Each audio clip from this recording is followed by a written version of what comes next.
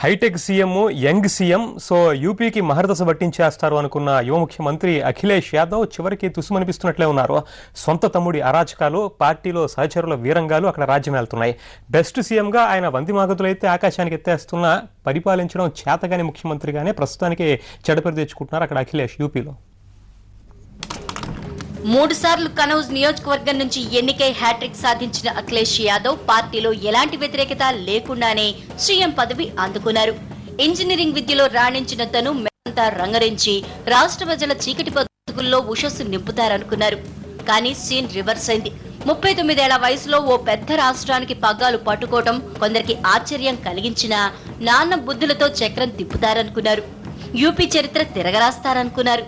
చివరికి ఏ తండ్రి అయితే సింహాసనం మీద కూర్చోబెట్టాడో ఆ వ్యక్తితోనే ఇదేం పాలన అనిపించుకున్నారు.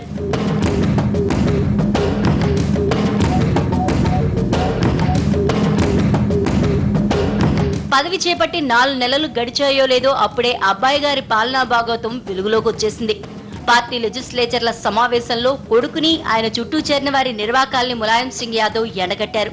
ఇలాగే సాగితే పూర్తికాలం పరిపాలన సాగించడం కష్టమని ములాయం తేల్చేశారు. ముఖ్యంగా మైనార్టీ సంక్షేమ శాఖ మంత్రి ఆజం ఖాన్ ఆగడాల్ని అదుపు చేయలేకపోతున్నారు. వక్ఫ్ ఆస్తులని స్వాహా చేసినట్లు సాక్ష్యాధారాలతో అసెంబ్లీలో విపక్షాలు విరుచుకుపడ్డా అఖిలేష్ నోట ఉలుకు పలుకు లేదు. అతనిపై క్రిమినల్ కేసు నమోదవుతున్నా ఆయనకు చీముకుట్టినట్లుగా కూడా లేదు. అలాగే ములాయం సింగ్ తమ్ముడు ప్రజా రవాణా శాఖ మంత్రి శివపాల్ యాదవ్ బహిరంగంగానే అధికారులు లంచాలు తీసుకోవచ్చని అన్నా యువ సీఎం గారు ఇంతవరకు ఖండించనే లేదు. పైగా మా బాబాయ్ సొంతవాగుడని కొట్టిపారేశారు.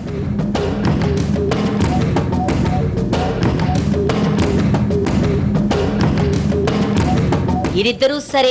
అఖిలేష్ తమ్ముడు ప్రతీక్ యాదవ్ ప్రభుత్వ కార్యకలాపాలలో చీటికీ మాటికి కలగజేసుకుంటున్నాడన్న విమర్శలు ఉన్నాయి. తమ్ముడి తబలా వాయింపులు శృతిమించుతున్నా వాటిని కూడా అదుపు చేయలేని పరిస్థితిలో ఉన్నారు అఖిలేష్. విచ్చలవిడిగా ఒకే రోజు 2000 మంది అధికారులను బదిలీ చేసిన వైనంలో అంకుల్ శివపాల్ యాదవ్ తో పాటు చిట్టి తమ్ముడి హస్తం ఉందని ఆరోపణలు వెలువెత్తుతున్నాయి. ఇవి కాక 1 డజన్ మంది అమాత్యులు కుంభకోణంలో ఇరుక్కున్నారు.